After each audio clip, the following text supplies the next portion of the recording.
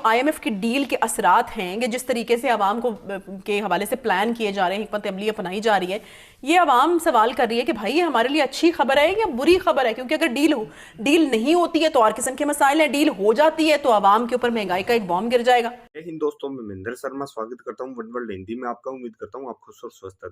دوستوں یہ دکھاتے ہیں پاک میڈیا کی ایک لیٹسٹ ڈیبیٹ جس میں ڈسکشن کیا گیا ہے کہ پاکستان کی جو آئی ایم ایف کے ساتھ ڈیل ہوگی اس ڈیل میں کیا ہونے والا ہے، کیونکہ اگر پاکستان کی آئی ایم ایف کے ساتھ ڈیل ہو جاتی ہے تو بھی پاکستان میں کہیں نہ کہیں پاکستان کو آئی ایم ایف کی کنڈیشنیں مان کے پاک عوام پہ بوجھ ڈالنا پڑے گا، ان پہ ریسٹرکشن لگانی پڑے گی اور ان پہ تیل، گیس اور جتنی بھی ضرورت کی وستو ہیں ان پہ ریٹ بڑھانے پڑے گی۔ اگر ڈیل نہیں ہوتی ہے تو بھی یہ چیزیں آٹومیٹکلی ان پہ تھوپی جائے گی، کیونکہ کہیں نہ کہیں پاکستان آج اتنے بھینکر اکنامک کرائسس میں پھنس چکا ہے کہ اس کا کوئی سولوشن پاکستان کے حکمرانوں، پاکستان کے بیوروکریٹس اور پاکستان کے جتنے بھی بدھی جیوی ہیں ان کے پاس نہیں بچا ہے۔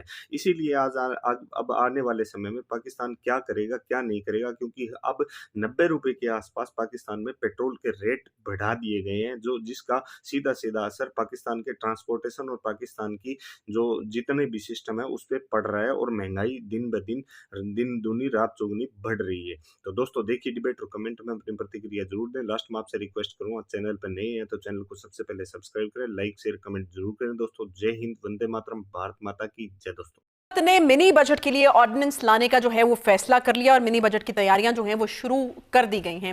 آئی ایم ایف کی ڈیل جو ہے وہ مختلف مراحل سے گزر رہی ہے اور امید کی جا رہی ہے کہ آئی ایم ایف کی ڈیل جو ہے وہ پاکستان کے ساتھ کنفرم ہو جائے گی۔ لیکن بخاری صاحب مجھے یہ بتائے گا کہ یہ جو آئی ایم ایف کی ڈیل کے اثرات ہیں کہ جس طریقے سے عوام کے حوالے سے پلان کیے جا رہے ہیں، حکمت عملی اپنائی جا رہی ہے، یہ عوام سوال کر رہی ہے کہ بھائی یہ ہمارے لیے اچھی خبر ہے یا بری خبر ہے؟ کیونکہ اگر ڈیل نہیں ہوتی ہے تو اور قسم کے مسائل ہیں، ڈیل ہو جاتی ہے تو عوام کے اوپر مہنگائی کا ایک بام گر جائے گا۔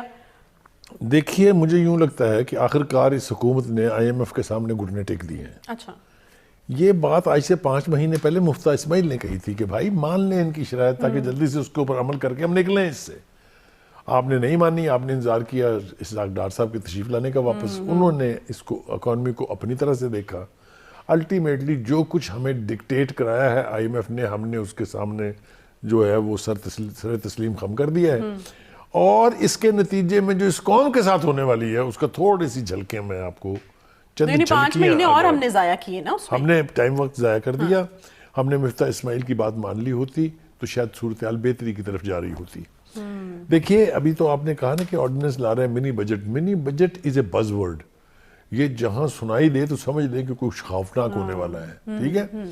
اب ہم سن کیا رہے ہیں جی کہ اسحاق ڈار صاحب نے تو یہ دعویٰ کیا تھا کہ میں آ گیا ہوں واپس اور میں دیکھ لوں گا جہنم میں جائے آئی ایم ایف، اگر کام اس کے بغیر بھی چلانا پڑا تو چلا لیں گے۔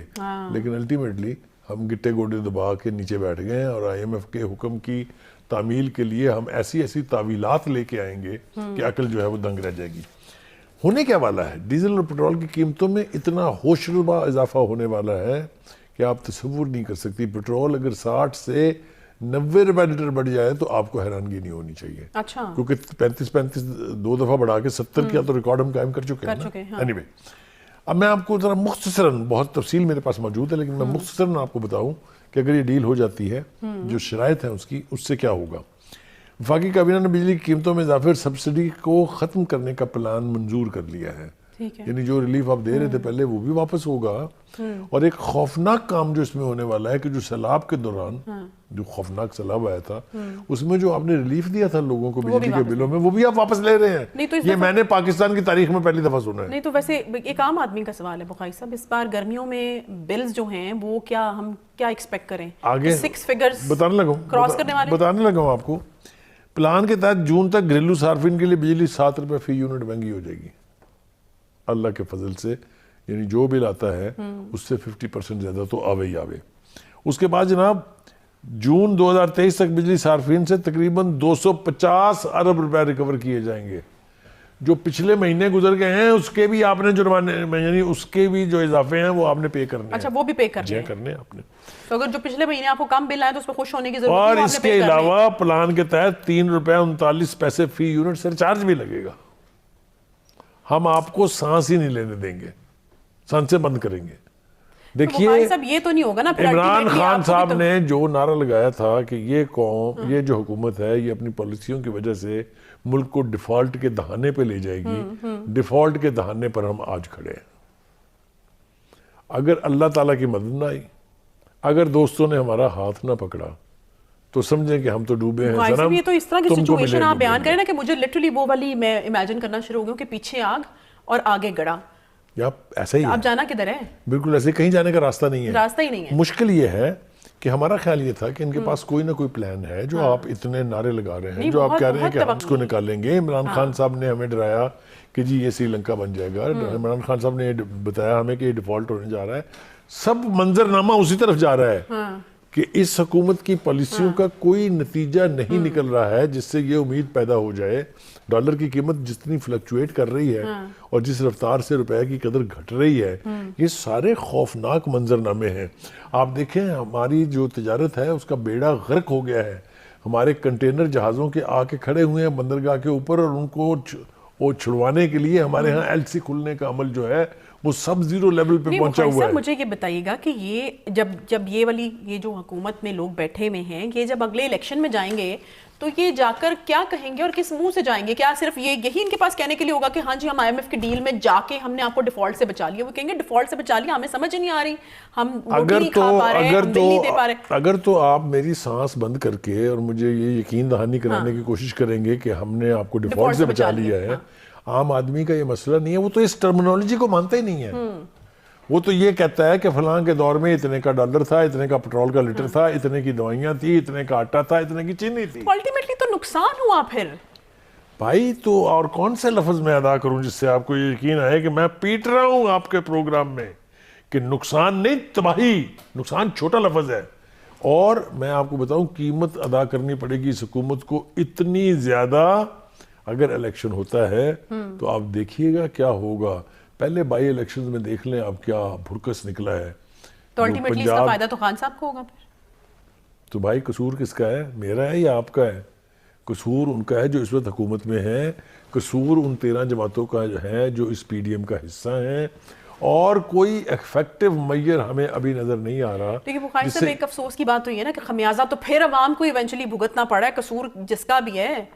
بھائی یہ ہمیشہ یہی ہوا۔ خان صاحب آئے تھے تو انہوں نے کہا کہ میں اب آ کے کینسر کا علاج کروں گا، تکلیف بڑی ہوگی لیکن ٹائم لگے گا تھوڑا۔ اب یہ دوسری حکومت پی ڈی ایم کی آ گئی، ابھی ان کے پاس کیا منطق ہے؟ یہ بھی خمیازہ تو ایونچولی عوام کو ہی بھگتنا پڑتا ہے۔ دیکھیں عوام نے نا ہمیشہ سیاسی لیڈروں کے دعووں پہ اور اعلانات پہ یقین کیا ہے، یہی سب سے بڑی غلطی ہے ان کی۔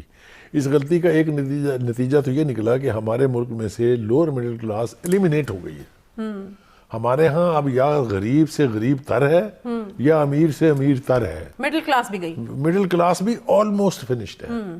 تو جہاں یہ صورتحال ہو اور لیڈران کو نظر آ رہی ہو کہ صورتحال بہت گمبھیر ہے، وہاں صرف نعروں سے وعدوں سے کام نہیں چلایا جا سکتا۔ مجھے ڈر ہے کہ میں نے پہلے بھی ایک دفعہ پروگرام میں ڈرایا تھا اس حکومت کو بھی، یہ جو 13 جماعتوں کا اتحاد ہے پی ڈی ایم، ان کو بھی، کہ دیکھیں اس وقت سے ڈریں۔ اس کی بے پناہ مثالیں موجود ہیں ہمارے پڑوس میں بھی، سری لنکا میں ہوا، یہ ہم نے دیکھا حال ہی میں، ہمارے اپنے ملک میں ہو چکا ہے یہ، جب بجلی کی قیمتیں انتہا سے بڑھ گئی تھی اور لوڈ شیڈنگ آسمان کو چھونے لگی تھی، تو آپ کو یاد ہے کہ لوگوں نے گرڈ اسٹیشنوں کو آگ لگائی تھی، واپڈا کے دفتر جلا دیے تھے، یاد ہے نا آپ کو وہ سارا کچھ۔ میں آج اس پروگرام کی وساطت سے جناب پرائم منسٹر شہباز شریف صاحب کو، مریم نواز کو جو پارٹی کی لیڈر ہیں، اور خود نواز شریف صاحب کو جو لندن میں بیٹھے ہوئے ہیں، وارن کر رہا ہوں کہ اگر آپ نے فی الفول ہنگامی اور انقلابی اقدامات وار فوٹنگ پر نہ کیے تو اتنی ہیوی قیمت آپ چکائیں گے آنے والے الیکشن میں۔ صاحب مختصر، پروگرام کا وقت بالکل ختم ہو گیا، آپشن دیکھیں، آپشن یہ ہے کہ آپ یہ اللے تللے کرنے کی بجائے سب سے پہلے تو جو غریب آدمی ہے اس کے ریلیف کا سوچیں۔ صحیح۔ دیکھیں بہت ساری چیزیں جو ہیں ان کو درگزر کر کے آپ غریب آدمی کو وہ بیسک ریلیف پہنچا سکتے ہیں جس سے کم از کم وہ سانس تو لے۔ آپ یہ دیکھیں کہ 600% تو اضافہ ہو رہا دوائیوں کی قیمتوں میں، غریب جائے تو جائے کہاں؟